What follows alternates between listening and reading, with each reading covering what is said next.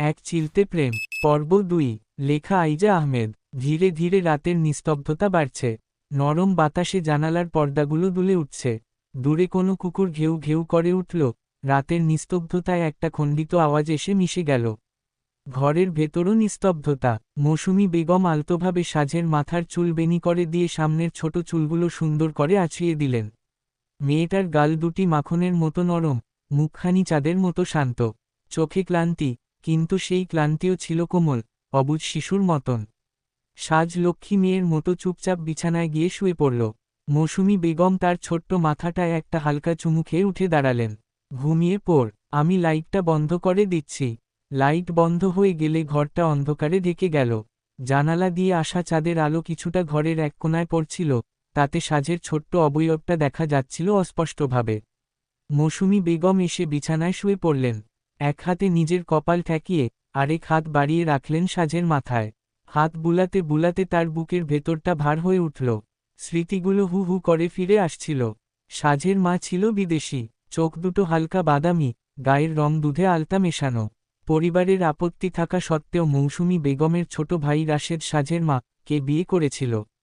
মৌসুমী বেগমের বাবা এই বিয়ে কিছুতেই মেনে নিতে পারেননি। সেজন্য রাশেদ বাধ্য হয়ে শহরের এক প্রান্তে ভাড়া বাসায় চলে যান। মৌসুমী বেগম তখনও ভাইয়ের সাথে যোগাযোগ রাখতেন গোপনে। কখনো রান্না করে পাঠাতেন, কখনো গিয়ে দেখে আসতেন। দাম্পত্য জীবনটা খুব সুখের ছিল। একে অপরকে ভালোবাসতেন। সেই ভালোবাসার প্রতিফলনই ছিল সাজ। সাজের মা যখন ৫ মাসের অন্তঃসত্ত্বা, তখনই ঘটে দুর্ঘটনাটা। রাস্তায় অ্যাক্সিডেন্ট আর ঘটনাস্থলেই মৃত্যু। মৌসুমী বেগম খবর শুনে ছুটে গিয়েছিলেন। তখন সাজ দুনিয়ার আলো দেখেনি। মৌসুমী বেগম ভেবেছিলেন, হয়তো সময়ের সাথে সাজের মা মেনে নেবে সব, মেয়েটাকে নিয়ে স্বাভাবিক জীবনে ফিরে যাবে। কিন্তু ভাগ্য যেন ভিন্ন সিদ্ধান্ত নিয়েছিল। সাজের মা সাজকে রেখে চলে যায়। মৌসুমী বেগম ভেবে পায় না, কিভাবে একজন মা তার সদ্যোজাত মেয়েকে রেখে চলে যেতে পারে। কিভাবে পারে নিজের রক্তের শিশুটিকে ফেলে যেতে।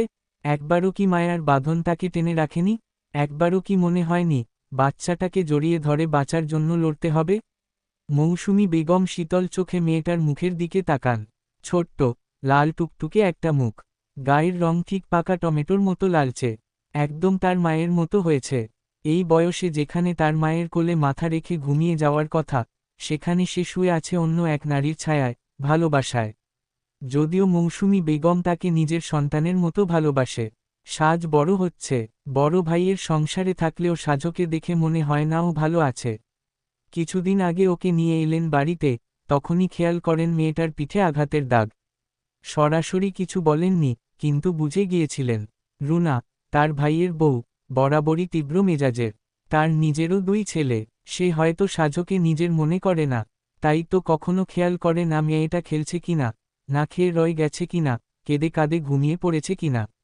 এই কারণেই মৌসুমী বেগম সিদ্ধান্ত নিয়েছেন, সাজ এখানেই থাকবে। এই ঘরে, যেখানে ওর জন্য একটা কোণাও বরাদ্দ থাকবে। ভালোবাসার, সুরক্ষার এক ছোট্ট পৃথিবী। সকালের নরম রোদ জানালার পর্দা ছুঁয়ে ঘরের ভেতরে ঢুকছে। চারদিকে একটা প্রশান্তি। আরশান ধীরে ধীরে সিঁড়ি বেয়ে নিচে নামল। তার পরনে হালকা নীলটি শার্ট আর সাদা ট্রাউজার, চুলগুলো এলোমেলো। চোখে মুখে এখনও খানিকটা ঘুমের ছাপ রয়ে গেছে। নিচে নামতেই ডাইনিং টেবিলে চোখ যায়। সেখানে সাজ আর অর্ণব আগেই বসে খেতে শুরু করেছে। আরশান গম্ভীর মুখে চেয়ার টেনে বসল। কিছু না বলে নিজের প্লেট টেনে নেয় আর ধীরে ধীরে খাওয়া শুরু করে। তখন মৌসুমী বেগম রান্নাঘর বেরিয়ে এলেন। একটা কাগজ ধরিয়ে বললেন, বাজারে গিয়ে এগুলো আনিস তো। আরশান এক চামচ খেয়ে মুখ না তুলে বলল, রাখো। অর্ণব হঠাৎ মাথা তুলে বলল, আমিও যাব। আরশান ভ্রুকুচকে তাকালো ওর দিকে। তুই গিয়ে কি করবি? অর্ণব দমে গেল না। মা, দিকে তাকিয়ে ঠোঁট গোল করে বলল, মা, বলো না, আমি যাব প্লিজ।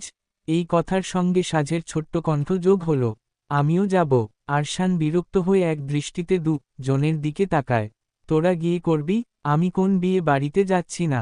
সাজ আর অর্ণব কিছু বলার আগেই মৌসুমী বেগম বলেন, এমন করিস না, ওদের নিয়ে যাস। আমি যাই, রান্নার কাজ পড়ে আছে।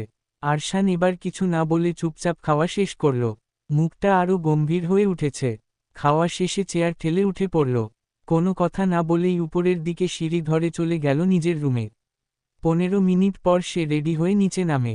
পরনে কালো হুডি, নিচে নেমে দেখে অর্ণব আর সাজ জনেই একেবারে রেডি।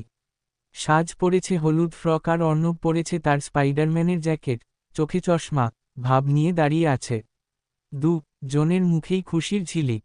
আরশান পা এগিয়ে সামনে দাঁড়ালো, একবার চোখ বুলিয়ে নিল দুই উৎসুক মুখের দিকে।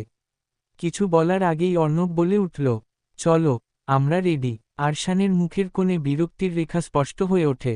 এখন এই দুই বিচ্ছুকে নিয়ে যেতে হবে।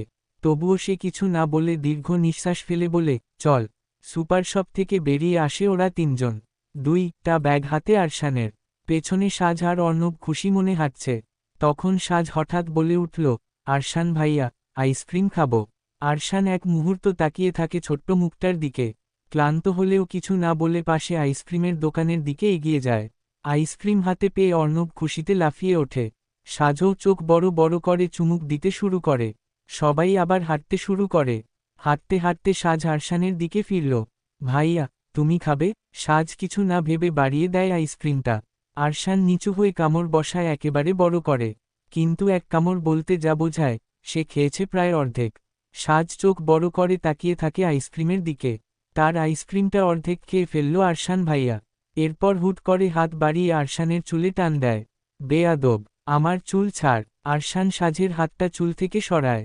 সাজ শব্দ করে কেঁদে ফেলে। আমার আইসক্রিম। চারপাশে হাঁটতে থাকা মানুষজন তাকাতে শুরু করেছে। কয়েকজন হাসছে, কেউ কেউ চোখ কুঁচকে তাকাচ্ছে। আরশানের চেহারা লাল হয়ে গেল লজ্জায়। মনে মনে নিজেকেই গালি দিল।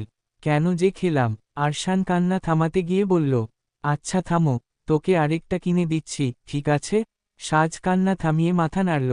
পেছনে থেকে অর্ণব গম্ভীর গলায় বলে উঠল, আমাকেও দেবে? তোর তো আছে আইসক্রিম, আবার কেন? অর্ণব ভ্রুকুচকে সাজের দিকে তাকিয়ে বলে, সাজের তো এখন 2টা আইসক্রিম হবে। আরশান বিরক্ত হয়ে বলল, ওটা আমি খাবো। অর্ণব মুখ নামিয়ে বিড়বিড় করে বলে উঠল, কিপটা ভাই একটা। কি বললি? অর্ণব চোখ ঘুরিয়ে বলে, কিছু না। আরশান আবার দোকানের দিকে ফিরে যায়। সাজকে আরেকটা আইসক্রিম কিনে দেয়। ফেরার পথে নিজের মনেই বিড়বিড় করে, তওবা, জীবনে আর কোনোদিন ওদের কাছ থেকে এক কামড়ও খাবো না। যত প্যারা, চলবে।